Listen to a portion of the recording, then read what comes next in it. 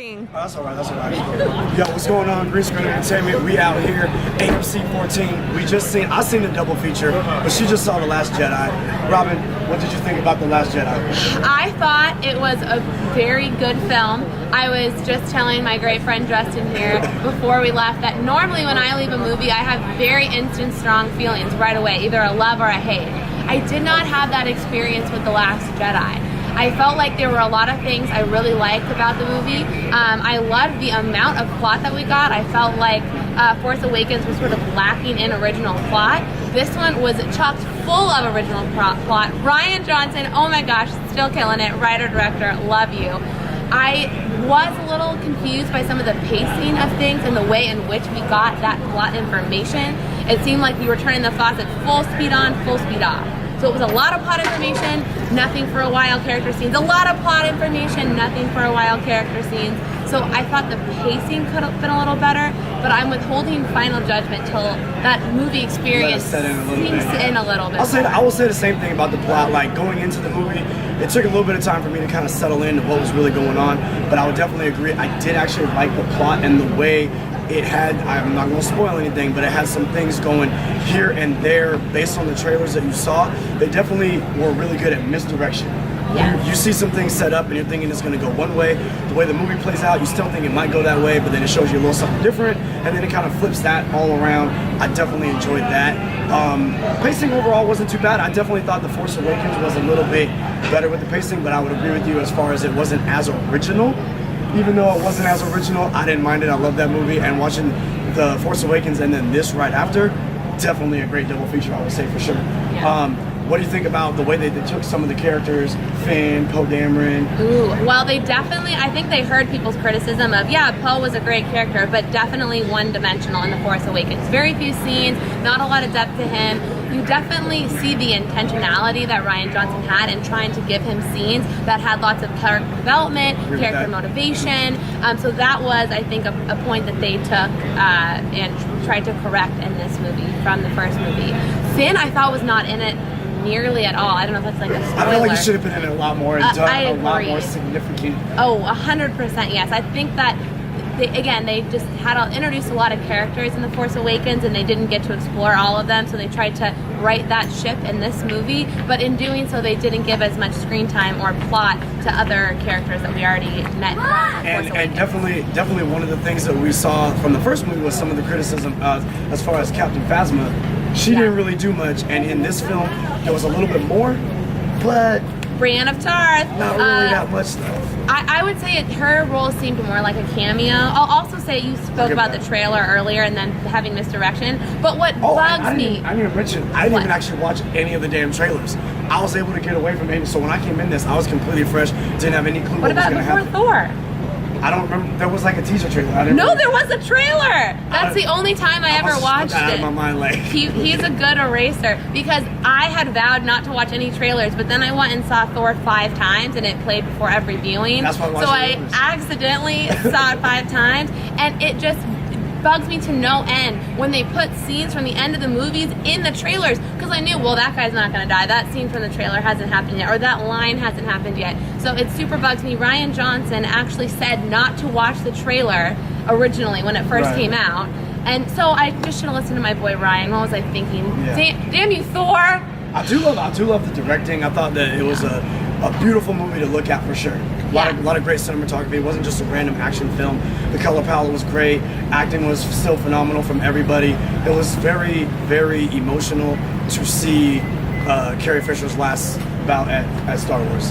It was very emotional for me. I was definitely sad in a good couple of portions of it. I was wondering how they were gonna, finish the character off or finish out her run, but I thought they did it very tastefully.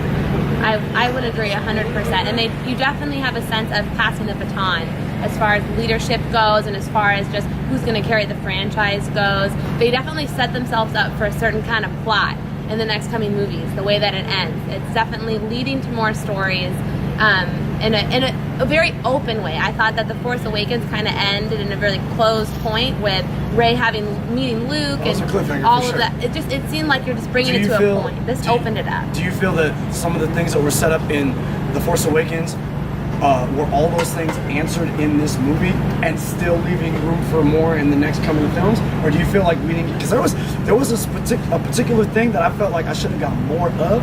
I feel like I know what you're talking about. Mind meld right now, Vulcan mind meld, but switching franchises. But I feel like the questions that they raised in Force Awakens, they did answer, not in the way you expected them to answer. And again, speaking to what I would say are some pacing problems, I think that those revelations didn't pack a big a punch as they could have, just given the moments with which they revealed certain information. So definitely agree. I thought that I loved that I got answers. I love having answers, but I wasn't always crazy about the drama that unfolded or the way in which it unfolded. I thought it could have been done in a bit more dramatic of a way, or more like cinematic way. I would definitely agree. I think like I agree 100% with that. And as far as you're talking about like pacing and things that unfold, I feel like everything that was unfolding with Luke and Rey, and even with Leia in particular, like what she had to be doing, that was more interesting to me than most of what Finn and Rose were doing. Just kind of the way that it played out, it just ended up that way. And then speaking about questions that I wanted answered in this movie, where I might not have felt like I got like significant answers, or I was okay with the way that they brought those answers to light, I was more impacted with some of the outcomes and some of the battles, and the way that those battles went down was more important to me than almost the information to drive the plot along. And that kind of seems like maybe I don't want to say it's a cop out, but I was just more enthralled with the action and the way that those battles played out for sure than I was the actual answers that we got from what the first movie posed. Yeah, I mean, I will say I am not, as much as I love like all these Marvel, Star Wars, Star Trek, all these movies, I actually am not and yeah, fine, that's for another video, but I am actually not an action sequence person. I actually dislike action sequences, but these were very visually interesting. So while I thought there might have been one too many, or fight sequences that went on too long, I did think that it kept me engaged for most of it, which doesn't sound like big praise, but it is, because I normally tune out like 30 seconds after the first punch is thrown. So now, this was the longest Star Wars movie to date, yes? Yes, and was it like 2.5? I don't want to say it felt like that, but like I said, there was so much information that it felt long, not because it was a boring movie or the plot dragged, but because you learned so much by the end. It's like, dang, that all happened in one movie, so lots going on in this film. Yeah, it didn't feel that long to me at all. Like I was definitely enjoying the information that we got. Where do you think they're gonna go with this? Like, no spoilers. How am I supposed to answer this question with no spoilers? Good point. I think they're gonna go in great directions. I have mixed feelings about them bringing J.J. Abrams back. It really sucks that we're having a conversation. This is our first conversation after the film. I said don't say nothing until we start that camera rolling. But it really sucks. So my bad for asking about that. But I will say, and we're not gonna give no spoilers away, but you gotta come and see this movie in an IMax theater. And even though she wasn't that big of a fan of the action, I will say, come on, that end scene. I mean, like I said, it was for someone who doesn't like action sequences, it held my attention.